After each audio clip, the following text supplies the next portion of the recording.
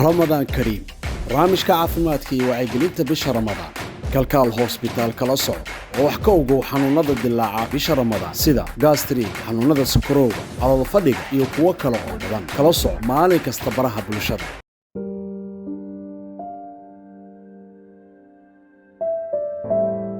Bismillahir Rahmanir Rahim waxaan rabaa inaan maanta ka hadlo xilliga Ramadaanka waxaa jira dad badan oo ka cawda madax xanuun marka hore madax xanuunka oo la socda bisha Ramadaanka ama qofka markuu sooman yahay waa wax aad loo arko diraasaadka inta badan waxay leeyihiin boqolkiiba 40 dadka sooman inay isku arkaan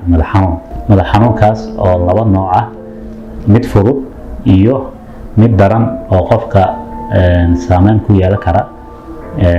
shaqooyinkiisa xanuunkaas waxaa keena inta badan laba ama saddex shay oo badan muddo koowaad waxa waaye qofka maadaama uu sooman yahay sokorta jirkiisa xoogaa levelkii la rabay inay hoos ugu dhacdo taas way keeni kartaa midda kale waxaa keeni karo maadaama qofka maalmaha caadiga uu bartay inuu cabo waxyaalaha cabitaanada ay ku jiraan kafeeyinka sida shaaha ama kafeeyga ama qaxwada qofka marka hadduu waayo maadadaas qofka wuxuu isku arki karaa madax xanuun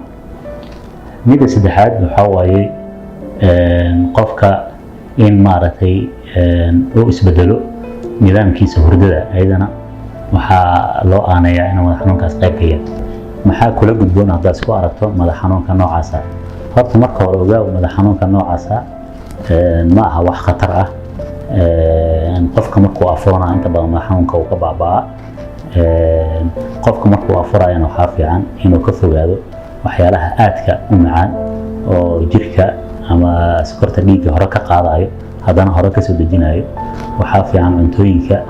oo maaragtay aan sokor badan aysan ku jirin inuu qofka maaragtay ku afuro waxaa kale oo qofka uu sameyn karaa inuu kaga hortago madax xanuunka oo maaragtay uu dareemo markuu uu sooman yahay in cabitaan badan uu cabo intuu afuran yahay sidoo kale markuu suxuuranayo in maaragtay uu kafeegiisa iyo shaaxiisa uu cabo xilliga suxuurta iyo midda saddexaad oo ah inuu qofku maaragtay dhafarka iska yareeyo haddii ay dhacdo in talooyinkaas ay wax ku tari waayaan ama madax xanuunkaada uu sii kordho markaas waxaa laga yaabaa inaad u baahan tahay baaritaano dheeri ah ama daawooyin kale oo lagu kontaroolo madax xanuunkaas waxaa kula gudboon inaad talo caafimaad weydiiso dhakhaatiirta